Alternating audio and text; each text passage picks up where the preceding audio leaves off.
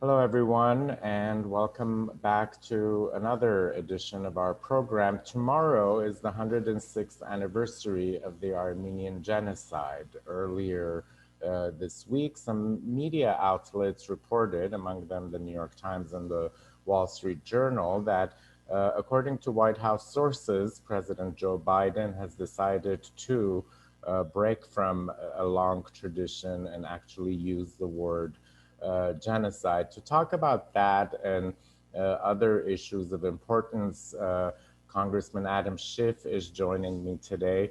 Welcome, Congressman. Thank you for taking time out from your busy schedule for this discussion. How are you? I'm doing very well. I'm so hopeful about tomorrow. Uh, I'll believe it when I hear the words from the president, but this has obviously been so long in coming and such a struggle for the Armenian community and its advocates in Congress. I've seen presidents come and go. I've seen them promise to recognize the genocide and then renege on that commitment. There's been obviously a lot of heartbreak involved. So I just have the fondest hopes and prayers about tomorrow. And it will be, if it comes, an incredible milestone. Again, we're all in the we'll believe it when we see it mode, but Reuters reported earlier that in a conversation that President Biden held with Turkish President Recep Tayyip Erdogan, he did tell him that in fact he plans to use the word genocide. You are closer to the White House. What is the thinking right now in the White House, and why this break from tradition, as we're being told? Well, I've been in communication with the White House on this for weeks, often multiple times a week, sometimes a day. While I can't go into those private discussions, I've obviously been making the case and urging them why it's so important, and more important now than ever, given the danger posed to the people of Artsakh and Armenia, the concerns about another potential genocide, with Erdogan talking, fondly about the Ottoman Empire's campaign of genocide. So I think the administration and the president understands that very well. President Biden has a long history with this issue. But he wouldn't be the first president who had a long history that didn't follow through. So I take nothing for granted. Yet I am very optimistic from my conversations and hopeful. I think the president is at a point in his life and career where he is willing more than ever to speak truth to power. He understands the importance of the United States serving as a beacon of human rights, even as we have our own problems, obviously, here at home, but to reclaim our legacy as a champion of human rights, and to re-engage in the region, which is every bit as important, because I think our lack of engagement gave the impression to Azerbaijan that they could embark on war without much repercussion. And certainly you have had this conversation with many a president since you've been in Washington. And of course, you've championed this well before you went to Washington. Uh, and last time you and I spoke in January, which was right after all of the sad events that took place in our nation's capital, you were the one who said in an interview with me that it's time for President Biden to do the right thing and recognize the genocide. Walk me through the last 2 months. What are some of the things that have happened in Congress that might have bolstered this move from the White House? Probably the most significant was the passage last session of the resolution I introduced in the House and a parallel measure in the Senate. It not only passed both houses, those resolutions of recognition of the Armenian genocide, but passed with such overwhelming and bipartisan margins. That meant that the next president had the full backing of Congress to recognize the genocide. I think presidents have worried in the wake of threats from Turkey. What will happen if they throw us out of the Incirlik Air Base, or it causes them to leave NATO, or some other repercussion? They'll stop taking Syrian refugees, and it will create an even greater crisis in Europe. And so the presidents have not wanted to take on that risk without the backing of Congress. Well, now the backing of Congress is there. I do think that, we had a different issue with President Trump, which was his financial ties to Turkey, his Trump Tower in Turkey, as well as the bizarre affinity he had for autocrats like Erdogan. The last administration betrayed the Kurds, and it didn't give us much hope that he was going to have the back of the Armenian people in the region. So new administration, new commitment to human rights, backdrop of the strong passage of the resolution, makes this the right time, long overdue, but also a very important time. And certainly you have, spearheaded efforts in Congress by urging your colleagues to sign on letters. You also wrote with Representative Speer a very powerful op-ed in the San Francisco Chronicle a few months back. And certainly your words on Tuesday were also very reinforcing, but also clearly sent that message. How do you feel having kind of championed this cause, as I said, before you went to Washington, when you were in the state legislature in California? How do you feel about this? Well, first of all, Ara, I just want to underscore that the success we had with the resolution, and if we're successful tomorrow with the president, is a tribute to the community, which on a grassroots basis, year after year, heartbreak through heartbreak, kept up the campaign, never giving up, never giving in, never tiring. That's what's really making this possible. And yes, the community has good allies in Congress, and I like to count myself among them. But this was really the hard, decades-long work of the Armenian community. In terms of me personally, having sat in the living rooms of survivors and heard their stories of the forced marches through the desert, of the witnessing of their friends, their family, their parents murdered, hung from trees, shot in the head, stabbed or butchered, and then to hear their continuing sadness that their new country, the United States of America, didn't have the courage to recognize the trauma their family went through. I feel it very personally, and I also have drawn on my own experience with the Holocaust, and knowing that some of my family members likely didn't survive the Holocaust. Their whereabouts are still unknown, and how painful it is when people deny the Holocaust. I could very well step into the shoes to some degree of my Armenian constituents and friends and neighbors. So it means a lot to me. I will be just thrilled if it comes through tomorrow. And we'll take a brief moment to appreciate the historic significance, and then we move on to the next struggle. One of the points that you made earlier on about the Biden administration's willingness to re-engage in the region, so much has happened since, I guess, America left the region alone.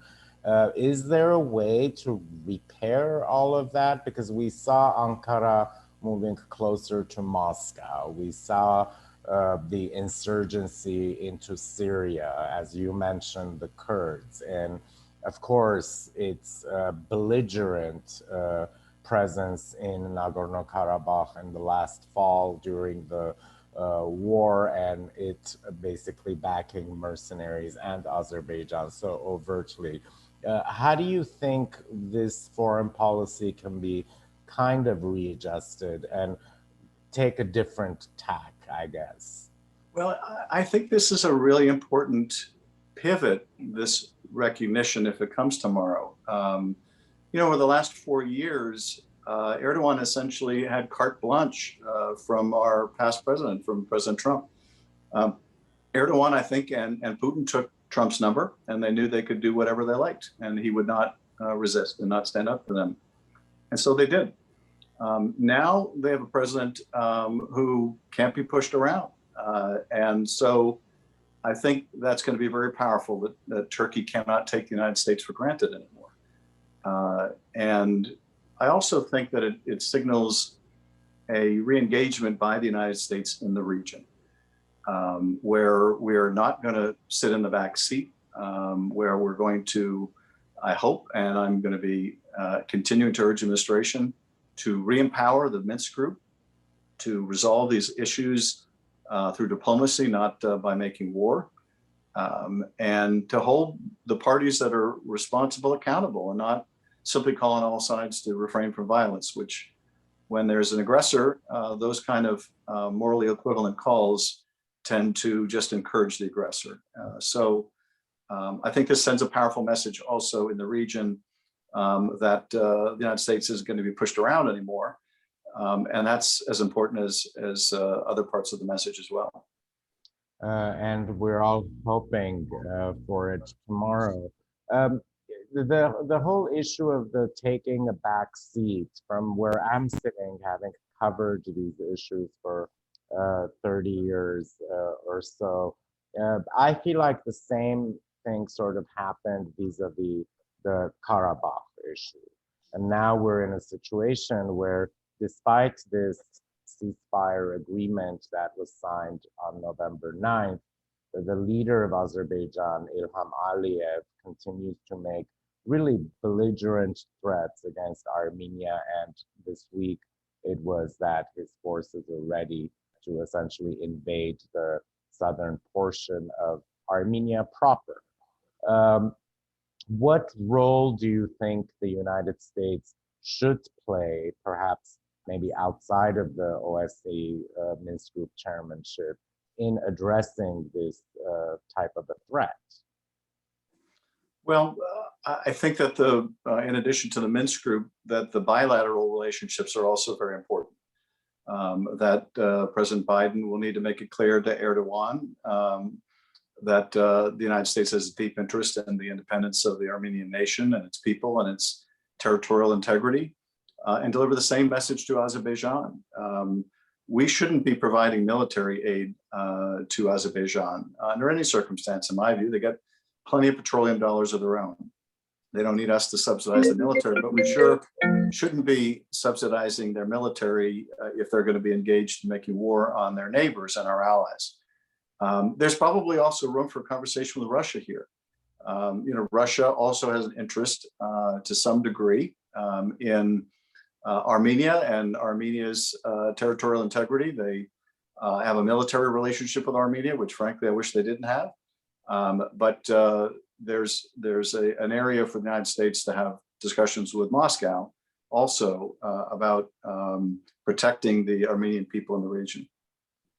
Although it's looking like these fences are being put up by the Kremlin, and some of the tenor between Washington and Moscow has been a little bit terse in the last couple of weeks, especially as it relates to Ukraine. Do you think that? And on that era, you're absolutely right. And there's a profound concern that the Russian troops don't leave, and that they and Azerbaijan and others, Turkey, tried to install themselves in perpetuity in the region. Russia has always thrived on frozen conflicts. It likes creating new frozen conflicts like it has in Ukraine. So believe me, I have no trust in Russia. But this may also be an item on the agenda for U.S. talks that the president has been discussing a potential summit with Putin. How does this relate, in your opinion, to what Armenians just experienced a few short months ago? It was, for some, a reliving of history, and you and I have spoken about how it came up during a time that America was engaged in a very contentious presidential election. Is there a way to now that all of that is over, to really re-engage more fully in the process? Do you feel that the Minsk group has a future? I do believe it has a future. I think it plays a very important role. At least it could. It's been allowed to atrophy, which is why I think that the Russians and the Turks kind of took it on their own to decide, with on the battlefield who would get to control or occupy or live on what land. And so I think the Minsk group is very important. I don't think we want to leave this purely to bilateral discussions, but it has to be forward moving. And I think as long as there's progress, then it reduces the likelihood of war. And I think part of the problem we've had is that the U.S. wasn't sufficiently engaged, and that really needs to change. You mentioned earlier about the community taking an active role in advancing the issue of Armenian genocide recognition. Well, certainly support and vocal advocacy from officials like you and others in Congress kind of brought us into this core of there's someone listening, so it encouraged us. Do you have any thing to tell your constituents, our viewers, of how to continue this process and why it's important to continue the engagement, regardless of what happens tomorrow? Yes, well, particularly if what we hope happens tomorrow, people in the community should know that's happening because of them. I have no doubt that had the community not been active over all these years, that would not be happening. That would not be happening. This is happening if it does because of you. And if it doesn't, then we continue to struggle until it does. But I would also say that while we should savor what happens tomorrow, I hope and pray, we can't really lose a step in terms of the current emergent needs of the people in Artsakh and Armenia. There's still over 200 POWs in Azerbaijani custody. There are still soldiers who are unaccounted for. There is still risk of further military incursion by Azerbaijan and Turkey. And so, there are other issues that will follow recognition, like restitution, but we can't lose focus on the immediate crisis. The war may have ended, but the violence continues. And so I think that's really got to occupy our thoughts, our attention, our effort. But at the same time, I hope that recognition, if it comes, is really invigorating to the community, because it should be an affirmation that your hard works do bring success. After so much heartbreak, your efforts do bring success. Keep them up. And also, it is democracy in action. So I think that also is critical for everyone to understand that, yes, it has taken so long, but the active participation of the community at the ballot box, as well as demanding from their lawmakers what it is that they want, actually is what the tenets and foundations of democracy are. So I think we're seeing it in action. Any final thoughts? No, I guess that, well, the only last thing I would say is, how grateful I am to have had such a wonderful partner in these efforts over the last 20, 25 years, to fight in the trenches with in this cause, this righteous cause of recognition, and how much I appreciate the Armenian community coming to the aid and rescue of other communities that are the victims of genocide, and championing human rights based on the Armenian community's own experience. And finally, I think that recognition, if and when it comes tomorrow, is an affirmation of who the Armenian people are. Survivors, persevering through a genocide, now persevering through another war in the region, and never giving up, and taking the trials and the tribulations along the way, the joys and the heartbreaks, but always moving forward. It's really a remarkable community. We all have been fighting for justice. You have been along on this journey with us. Thank you so much, Congressman. Again, always a pleasure talking to you. And let's hope something good happens tomorrow. Amen. Have a good one. Thank you. Thanks, Sarah.